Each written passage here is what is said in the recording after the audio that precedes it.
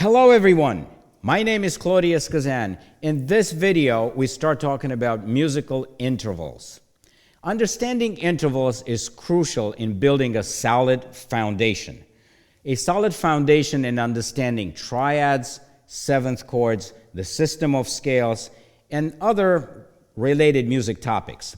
We also continue with Robert Starr's Rhythmic training book. I will perform for you the number 12 and the Solfege number 6, which I assigned to you last time. So please stay tuned.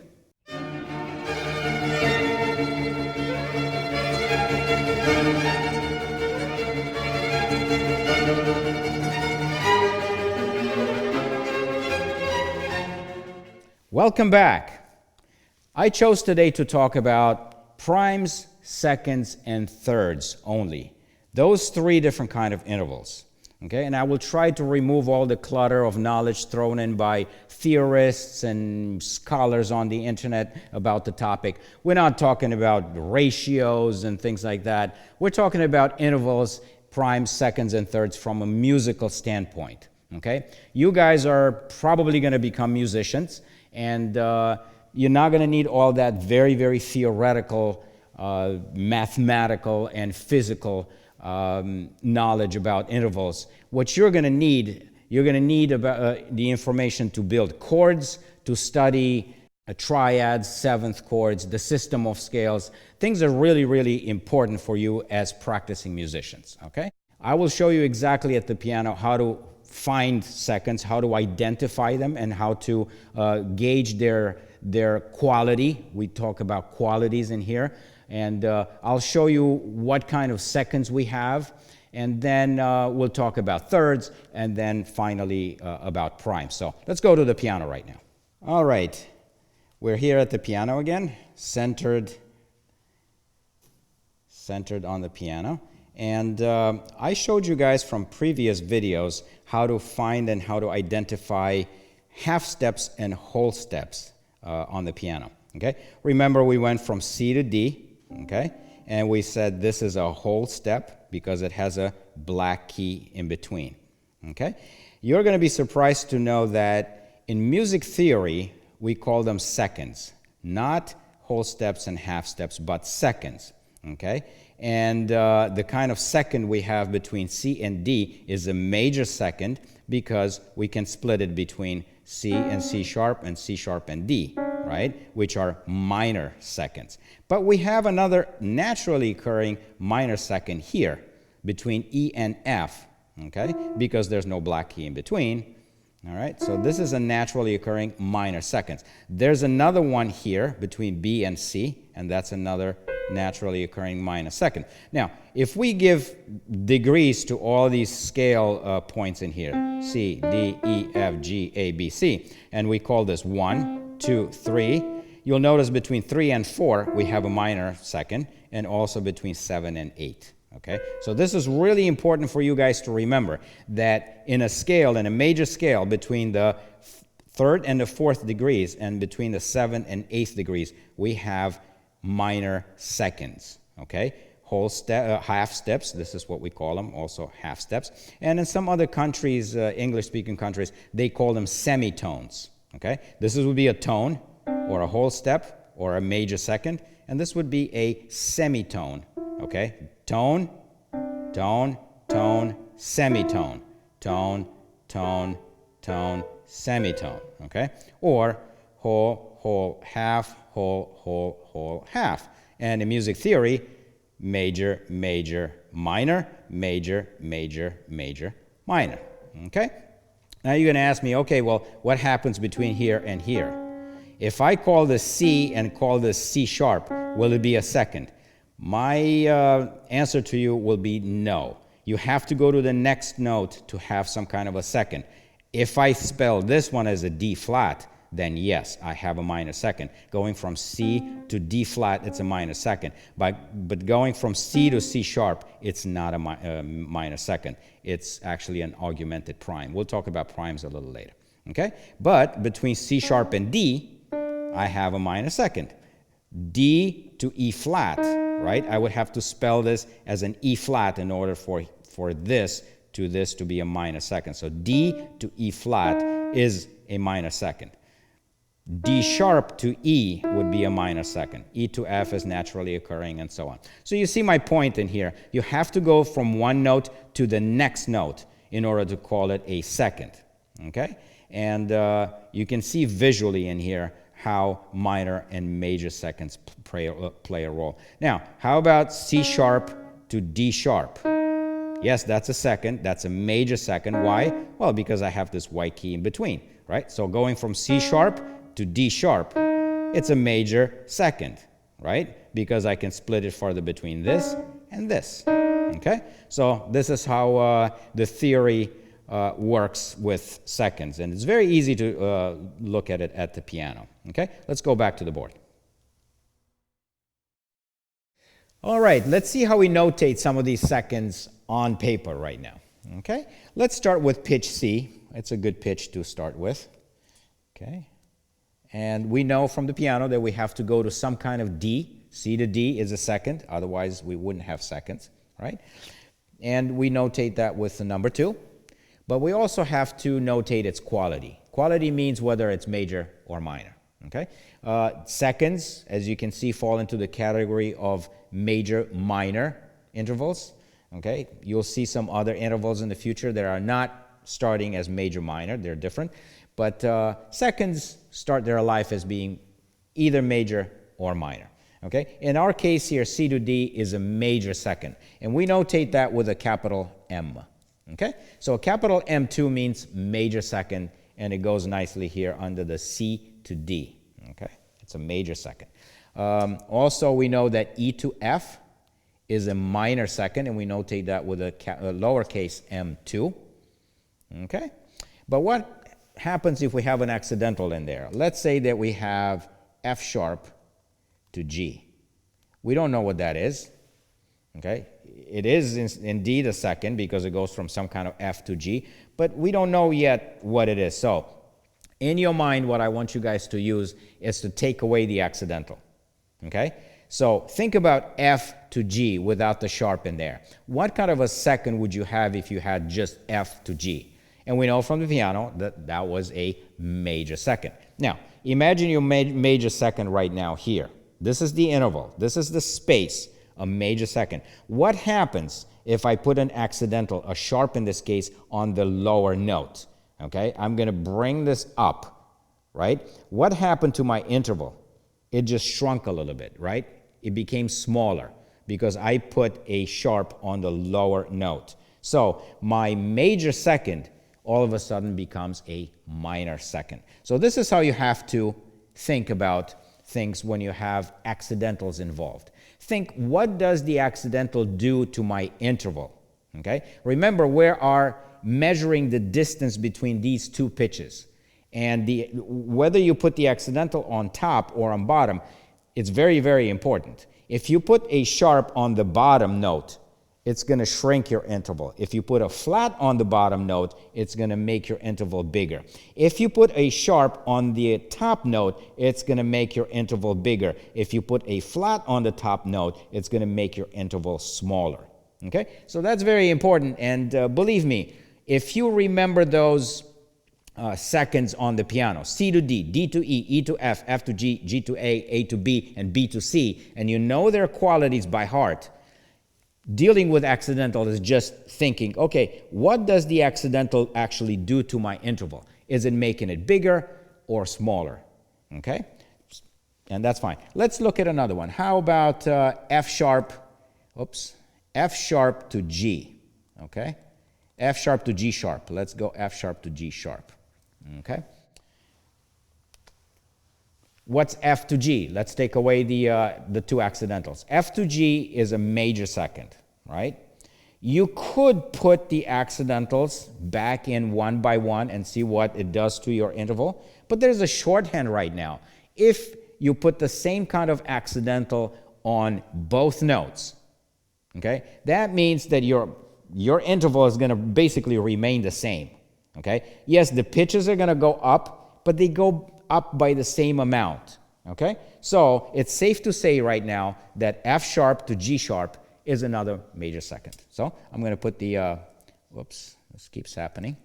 Let's major second, okay? So remember right now, if you have the same kind of accidentals on both notes, just assume that the space between them, it's the same as if you didn't have any accidentals at all.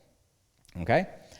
Now, these are the natural occurring states of the seconds, major or minor.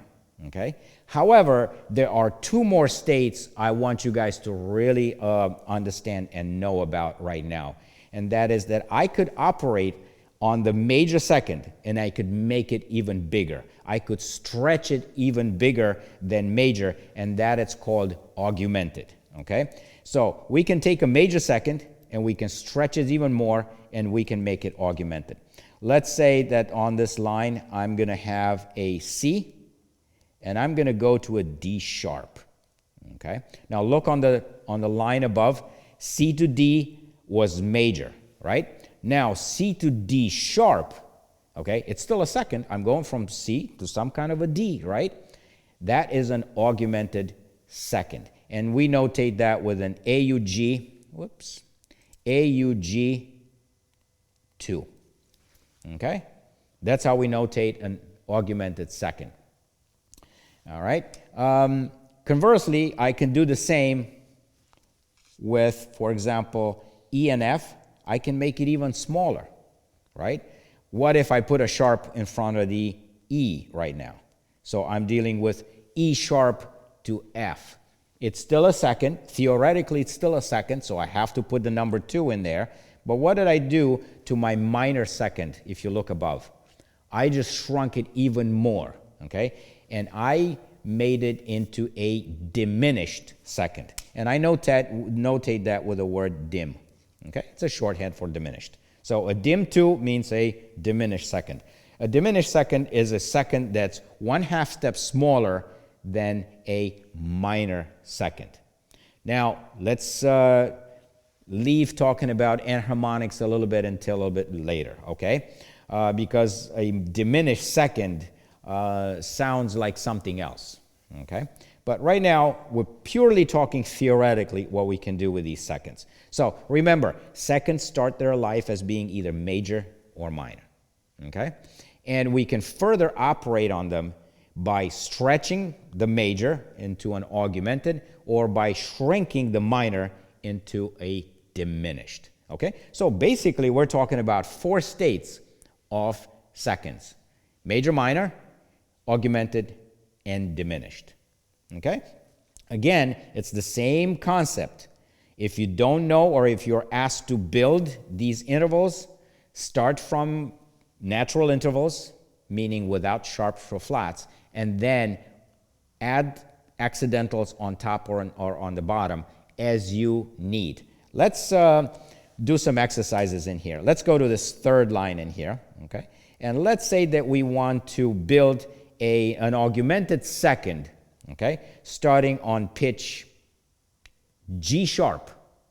Ooh, okay. So I'm going to put my G sharp in here, and I'm going to put my AUG on the bottom, 2, meaning augmented, okay? But now I have to build an augmented second up. So I know for sure that I need to go to some kind of A, right? G to A is a second. All right. Now you quickly do this calculation in your hand and say, okay, what is G to A without the sharp? G to A is major, okay? What happens if I put the G sharp in there? Okay, G to A major, G sharp. Ooh, it just shrinks my interval by 1. So G sharp to A right now, as it's written in there, is a minor second. However, I have to make it augmented. Ooh, I didn't go the right way, but you can't change the G sharp because that's the one that was given to you. So what do you have to do? You have to operate on the A. If I put 1 sharp on the A, what happens? Okay, I'm going to bring it away. So yeah, I'm making my interval bigger now. It becomes major again, but I need it augmented. So what do I need to do with the A? I have to bring it up yet even more. Remember we talked about double sharps? That's exactly what I need in here. I need a double sharp on the A, right? I need a double sharp on the A to make that interval. Okay, well, let's see what happened here. Let's go back to the pen. We need double sharp on the A to make it augmented. Okay? And this is how we resolve interval problems. Okay?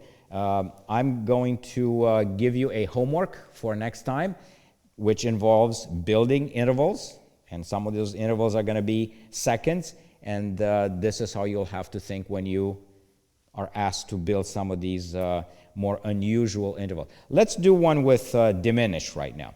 Let's say that we have pitch A flat, okay? Oops. So we have pitch A flat, and we need to bring to build, let's say, a diminished second, but instead of building it up like we've done up until this point, let's build it on the way down. All right? So a dim 2 with the arrow going down means you have to go the other way now. Okay? So we know that I need some kind of a G, right? Because A to G is a second, but I'm building it downwards. Okay? And now in your head, you remove the accidental, the A, and you look at G to A. A to G, G to A. No matter how you slice it, how you dice it, it's still a major second, right? What happens if I put the flat on the top note? It makes my interval a little smaller, right? So right now, instead of having a major second, I have a minor second, okay? So A flat to G is a minor second. Remember another thing, I cannot change the A flat. That was given to me, okay? The beginning note was given to me to build from, okay? So now I have to operate on the lower G, okay, to make the interval even smaller, because I need to make it into a diminished second. So what do? How do I make this interval A flat to G even smaller by operating on the lower note? I have to raise the bottom again to shrink the interval even more. How do I do that? By putting a sharp, right, on the lower note. So A flat to G sharp, theoretically, is my diminished second. Okay? Now, armed with this information, you guys can probably resolve any kind of second problems in here. Okay? Just think about this. You have a few steps to think about. First of all, eliminate the accidental. If you're given an accidental a note with an accidental to work with, eliminate the accidental. Think about what note do you need to create a second, either going up or down, depending on what you're asked to do. Okay? Pick your note and then put the accidental back in. I mean, first of all, you have to, okay, you got your notes in there, analyze it. Make sure, what do you have with those natural notes? Put the accidental back in, see what the accidental does to the interval. And then adjust the second note to fit the description or the quality that you're asked to build. Okay? And you'll have plenty of opportunities to work with this in your homework. Okay? Very, very interesting stuff, right? So this is all there is to know about seconds. Also, seconds fall into the category of dissonant intervals. Why? Because they don't really sound that good. If I go to the piano right now and play a couple of seconds, you saw that from prior videos that that's my major second, okay? Doesn't sound too bad, but it's a dissonant still. But the minor second really doesn't sound too good. It sounds very dissonant to me. Okay, there's a lot of beating, there's a lot of activity in there, and they kind of fight each other because they're so close. Okay, think about two magnets. They're too close. They, you bring them with the same polarity close. What do they want? They want to repel each other. Okay, so you have to exert a lot of force to bring them together. Think about that thing here. That's exactly what happens with seconds. Okay, ooh, they need more space in there to start sounding better. Okay, yes, the major seconds sound a little better. Okay, but they still fall into the category of dissonances. So seconds are dissonances. All right, let's talk a little bit about the concept of enharmonic in music before we start talking about thirds and primes. Okay, enharmonics are really two elements that sound the same, but they spell differently. And it can be applied to pitches, like F sharp and G flat, intervals, and triads, seventh chords, and so on can be made to look enharmonic or to sound enharmonic. Okay? In terms of pitches, we can have, for example, pitch F sharp and pitch G flat. Okay? In music, they sound the same, but they spell differently. You can see from here. And they are said to be enharmonic. Okay? That's when it's applying to pitches. But how about if we want to apply it to our seconds? We were talking about seconds.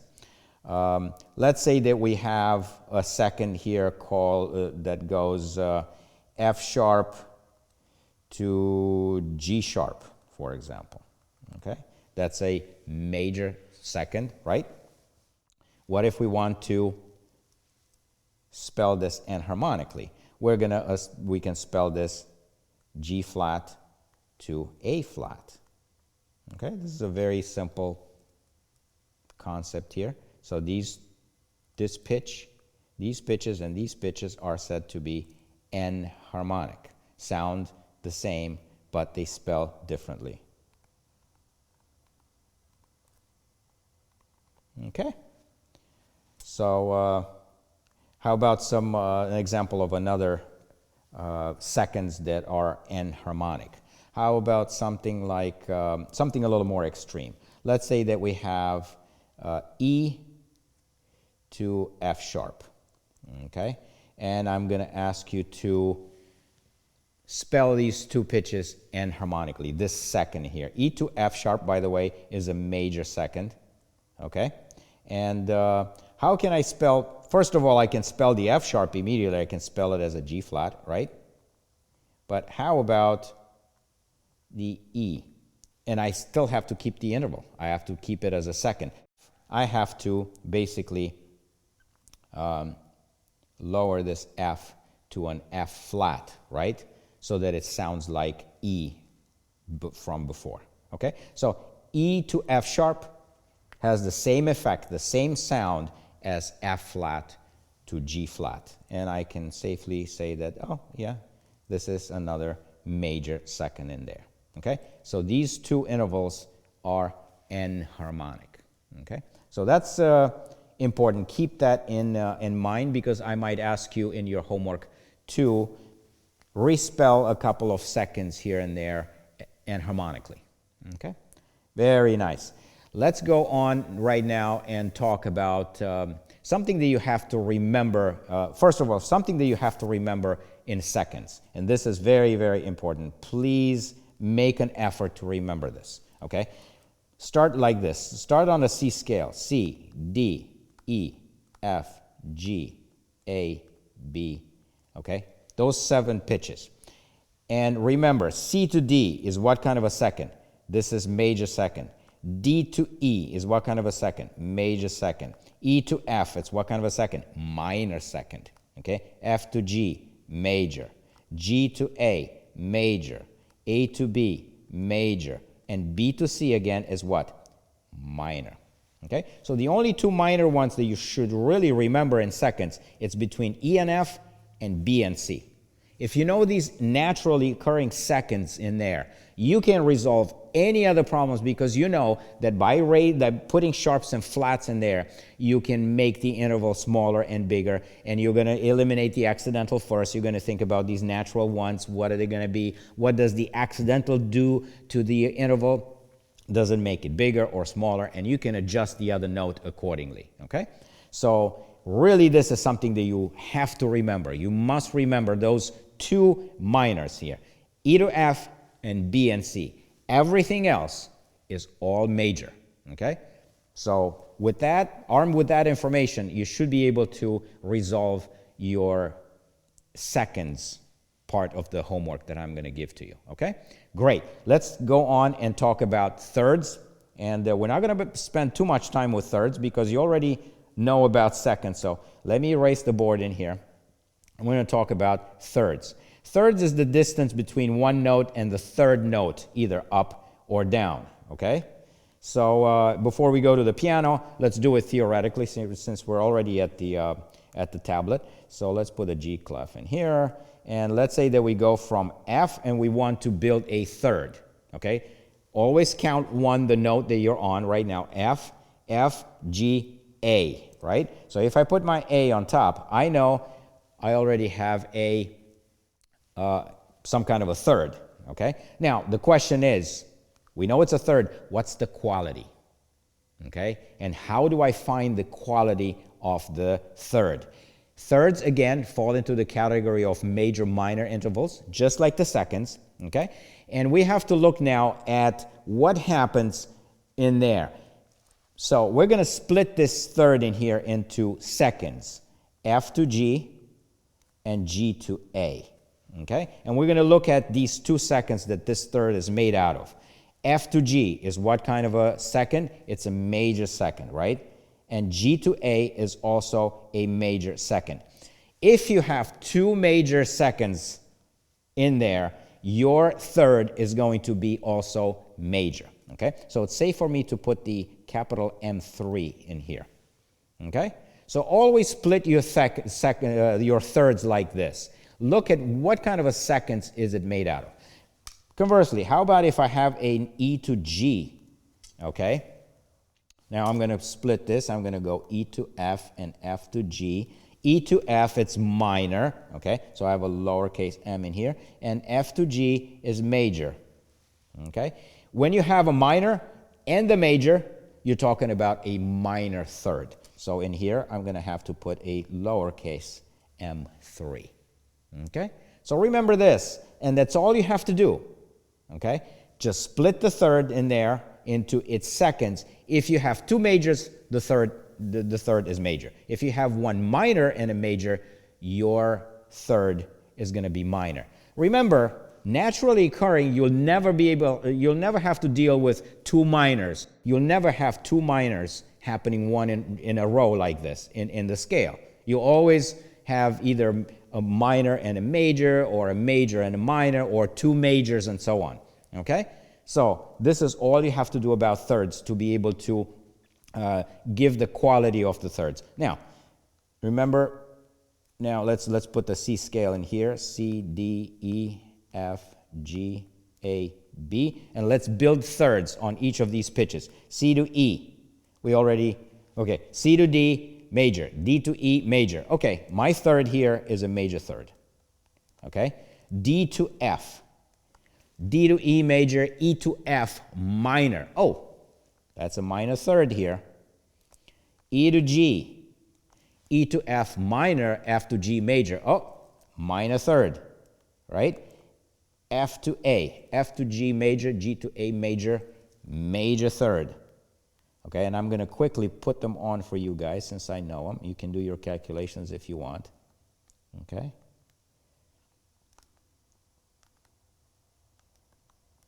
Okay, you can see that with thirds, you have a mix, a little bit of a mix in here of majors and minors. Okay, you have 1, 2, 3 majors and 4 minors. Okay, all you have to do is split that third into its seconds. If you have anywhere in there a minor second, your third is going to be minor as well. Okay, and this is all you have to remember about thirds. Now, how about if you have to deal with accidentals? Same concept that you did from for seconds applies to thirds. Okay, you're going to remove the accidental in your mind and see what kind of a third you have. Put the accidental back, see what it does to your interval. Does it make it bigger? Does it make it smaller? And you adjust the other note that you're asked to build.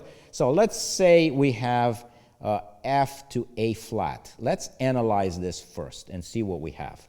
Okay, in our minds, we take away the flat for the A, and we're dealing right now with F and A. F to G major, G to A major. We have 2 major seconds in there. That means our third is major between F and A. Put the flat back in. This is our major third, right? F to A. What happens if I put the flat on the top note? Oops. My interval shrinks, right? The third becomes smaller. So in this case, it's safe to say that this is actually a minor third. Okay, let's take another one just for the sake of this. How about G flat to B flat? Okay, G flat to B flat. Well, I have the same accidental basically on both notes. What does that mean? I can simplify my world and say, okay, if I analyze G to B, that means that G flat to B flat, it's the same. right? Because I'm lowering both pitches by the same amount. Okay? So what's G to B? It's a major third. Why? Because G to A is major and A to B is major. Okay? So basically, I can have that kind of a shortcut going on here. But how about something a little more wacky like F double sharp to A sharp? Ooh, okay.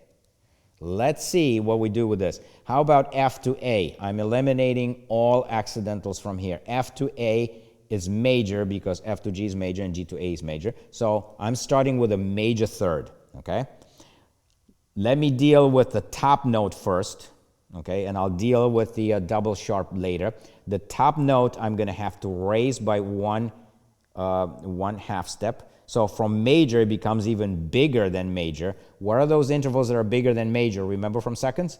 Those are the augmented intervals, okay? So from F to A sharp, I have an augmented third. But I'm going to have to raise the bottom twice now because I have a double sharp and see what I end up. Okay, what if I raise it only once? If I put one sharp in there, it becomes major again, right? What if I raise it one more time to double sharp? Now my third becomes minor, okay? So remember, in terms of distance, you come from augmented to major to minor to diminished, okay? Or diminished, minor, major, augmented, if you want to go the other way, okay? So basically, I've analyzed this. F to A, without any accidentals, is major. If I put the sharp on top, it becomes augmented. But then if I put the double sharp on the bottom, that brings it up twice, okay? And it becomes minor. So it's safe for me to say that this interval here, it's a minor third, okay? This is how you deal with this. And when I ask you guys to build thirds in your homework, okay, up and down from certain pitches, always do it this way. Number one, find out what the note is, okay? Set your pitch in there so you know what the note is. Remove the accidental that I gave you. If I give you a note with an accidental, analyze what you have between those two natural pitches, okay? Put my pitch back in, because that's the one that you cannot change, okay? Analyze again, and then adjust your note, the one that you have, to match the description of the interval I want you guys to build. And you have to use flats or sharps and so to adjust that interval to match my description. Okay, so that should be your process there, process of thinking of how you're going to resolve these intervals in here. Thirds fall into the category of consonant intervals. Consonant means they sound pretty pleasing to the ear. Okay, both of them, major and minor. Okay, so if I go to the piano and play a third for you, you can see immediately, oh, that sounds familiar. That sounds pretty nice.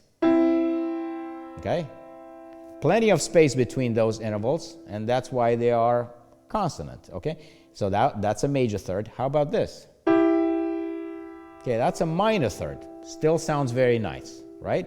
And you can see how these thirds can stack up like this to create chords and triads and so on. So know your thirds extremely well. Remember this little bottom line that I put in there on the C scale. And why the C scale? Because the C scale doesn't have any sharps and flats.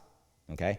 That's why I'm building this naturally for you guys on the C scale, so you can see without any sharps or flats, what kind of thirds do we have?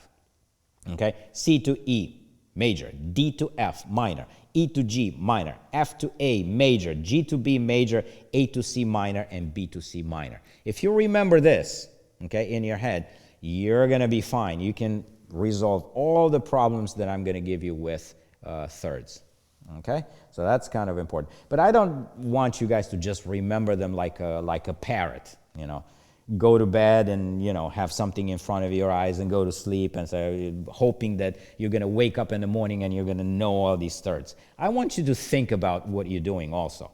Remember, you have to split the thirds into seconds and analyze. C to E, C to D major, D to E minor, major.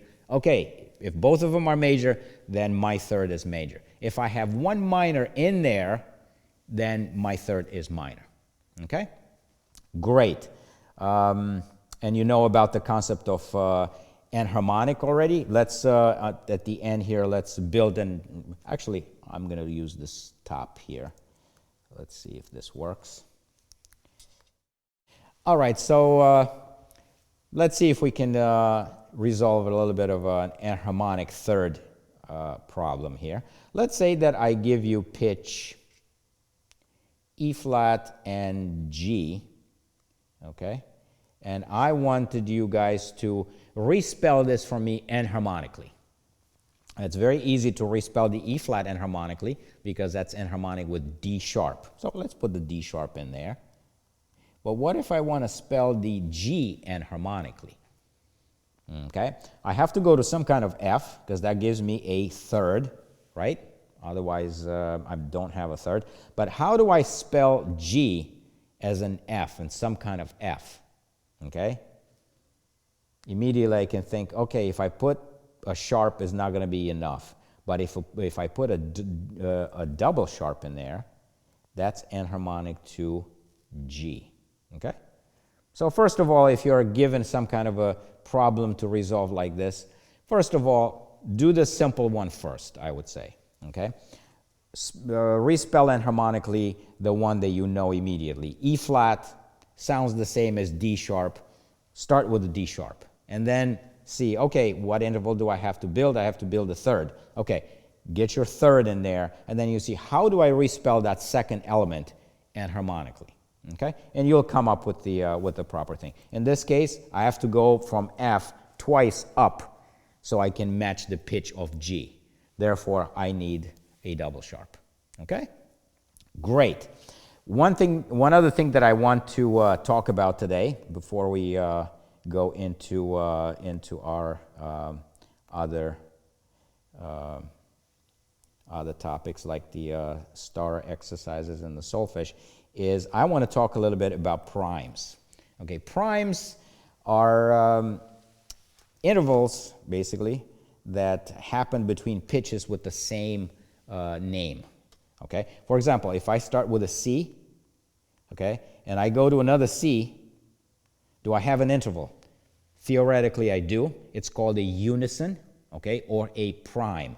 Now, primes, unlike seconds and thirds, fall into a different category. They are perfect intervals, okay? So not major and minor, like seconds were, but primes fall into the category of perfect intervals. So they start their life as being perfect intervals. Now, when I go to the piano and I try to play a unison, I have to use the same key, unfortunately.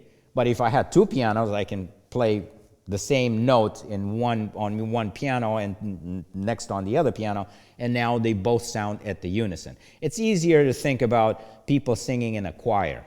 When they sing the same part and you have 4 or 5 people singing the same part, they are singing in unison, okay? And theoretically, we call those primes, perfect primes, okay? So what I put on the tablet here, C to C, it's a perfect prime. Okay, let's zoom this back again. This tablet does this all the time, okay? So we're talking about a P1, okay, or perfect prime, okay? Now, just like any interval out there, primes can be manipulated. They can be stretched. For example, I can stretch a perfect prime to become an augmented prime by going from C to C sharp, okay, chromatically like this. Now we're talking about an augmented AUG prime, AUG1. My question for you guys is this: can I diminish a prime? What's the distance between the two notes in the perfect prime? 0, right? I don't have a distance. They're both at the same pitch. How can I make that even smaller? Can I do it? I cannot do it, right? So the answer is no, I cannot make a perfect prime a diminished prime. I might be able if I go into another dimension or something, but not in music, okay? So diminished primes don't exist, okay? Now, if you say, yeah, but what if you go to C flat? C to C flat is not a diminished prime. Remember, we're talking about the distance. C to C flat, it's an augmented prime going the other way, Okay? So I can go ascendingly or I can go descendingly and build these intervals. But C to C flat, it's an augmented prime going the other way. That's all. Okay? So remember this. Diminished primes do not exist. Okay? So we notate primes, perfect prime with P. P means perfect. And primes start their life as being perfect intervals. Next time we'll talk about fourth and fifth, and you'll see how they also fall into the category of perfect intervals. Okay? Seconds and thirds, I want you guys to remember for today, they fall into the category of major and minor. Consonant dissonance wise, in what category do I put the primes? Well, the perfect prime obviously is a perfect consonance, okay? Because it sounds great when two people or two instruments play at a unison. You know, theoretically, there's no distance between the notes, so they sound good. And even if there is a little bit of a distance, you're talking about very minute different distances, maybe the human ear cannot pick up those differences, it still sounds good. Okay, so the perfect primes are perfect consonances. Now, what happens with the augmented prime? Now, this is a perfect example when we can think about enharmonics.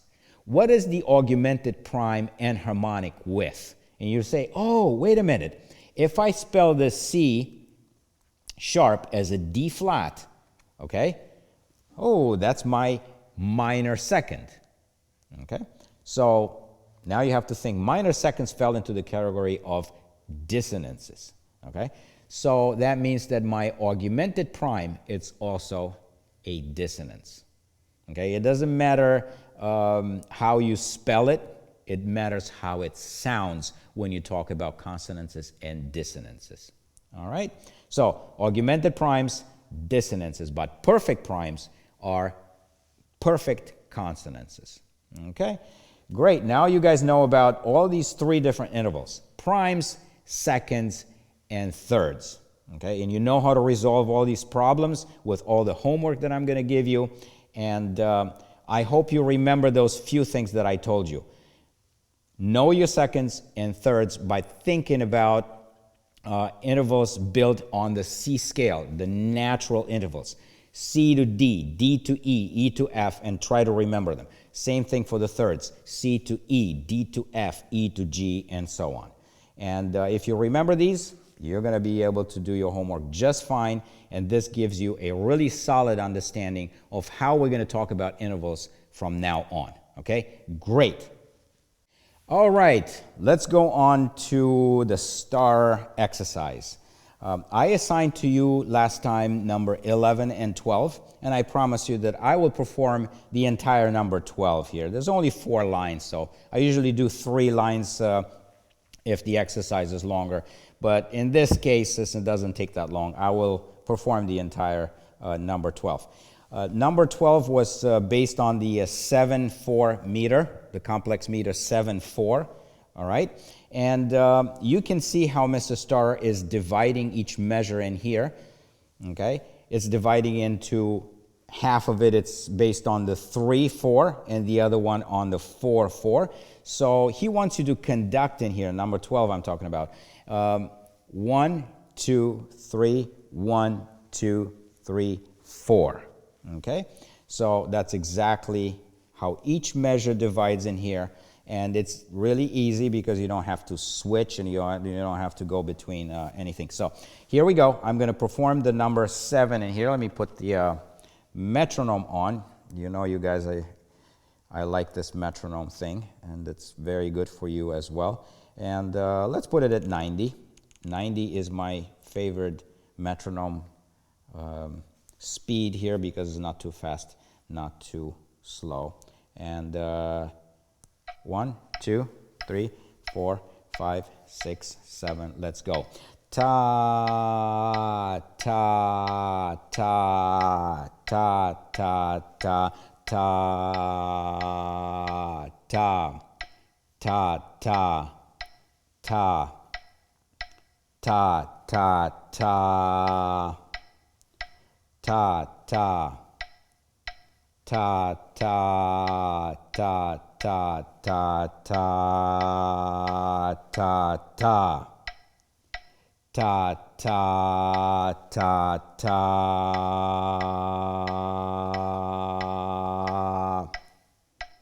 Okay, that last note at the end there was worth 7 beats. That's why I held it for so long. Okay, the dotted, double dotted whole note. And how do I arrive to 7 beats from a dotted whole note? It's because the first dot adds half this value, means another 2, and the second dot adds half of the first dot, means another 1. So 4 plus 2 plus 1 gives you 7. Okay?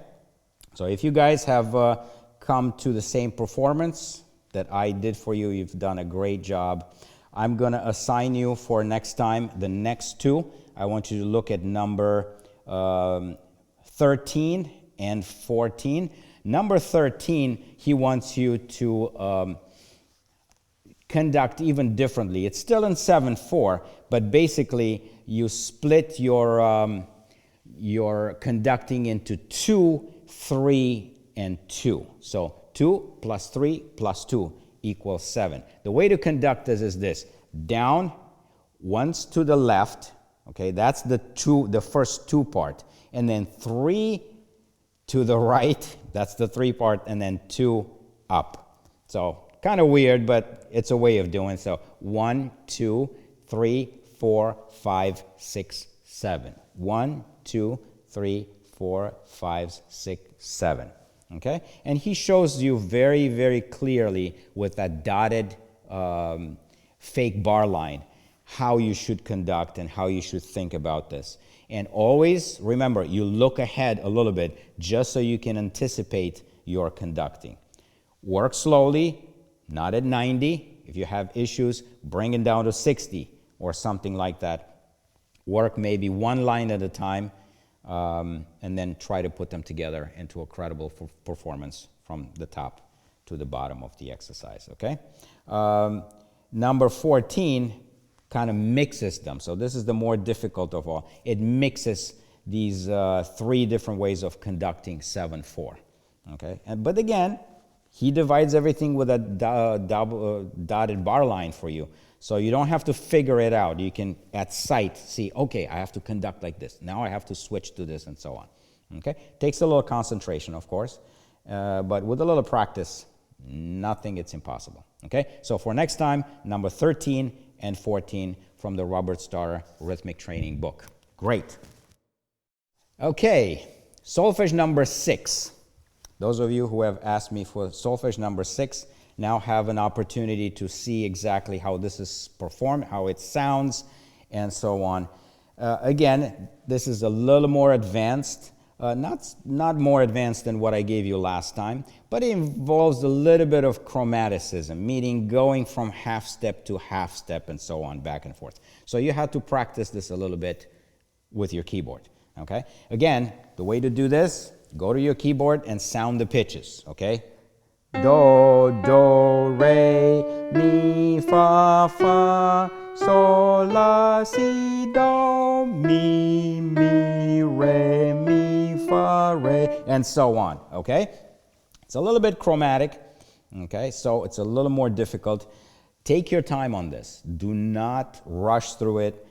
Don't do it at 90. Do it a lot slower, okay? I'm going to try to perform it for you now with the metronome at 90 and without the help of the keyboard, okay? You first do it with the help of the keyboard. Look at the rhythm too. You can do just the rhythm. Rhythm is pretty easy. You know, you're quite advanced now with the Starr book in rhythm, so this rhythm should be quite easy, but the pitches are more difficult, okay? So this is my do, do, okay? Let's see at the end if I can hit the same pitch, do, okay? So here we go, 4/4 1, 2, 3. Do, do, re, mi, fa, fa, sol, la, si, do, mi, re, mi, fa, re, si, do, la, sol, fa, sol, re, mi, re, sol, do, re, mi, fa, la, sol, do, mi, re, mi, sol, re, mi, re, mi, sol, mi, do, re, fa, re, do. Okay, excuse my not so perfect voice. Okay, I'm not a singer, and I don't practice singing. And those of you who are professional singers, just excuse my my non-professional singing abilities. Okay, do, that's the pitch that I sang last. Let's see if it matches. Do, haha, very good, excellent. So, this is, again, it's a little more chromatic, it's a little more difficult. Work it slowly, one line at a time, 2 lines at a time, and then add it into a credible performance from the beginning to the end. Okay? Hopefully without interruptions and without any mistakes. Okay, in my next video, we're going to continue talking about intervals, and we'll talk about fourths and fifths. Fifths are very important, okay, because they are the building blocks of scales. The system of scales is based on perfect fifth. So please be here for the next video. Make sure that you watch it and you understand everything there is about fifth. Okay. We'll also continue with the star exercise. I assigned you number 13 and 14 for next time. Conducting still in 7/4, but with different subdivisions of the measure. And I will assign you 2 more solfege exercises, number 7 and 8. And they're not going to be much more difficult than the one, this last one that you had to do for today. But it requires you to, sound the pitches, learn the rhythms, try to perform without the help of the keyboard, remembering the pitches very carefully, and then putting everything together into a nice performance. Okay? Until the next video, I want you guys to stay healthy and safe, and definitely I'll see you next time.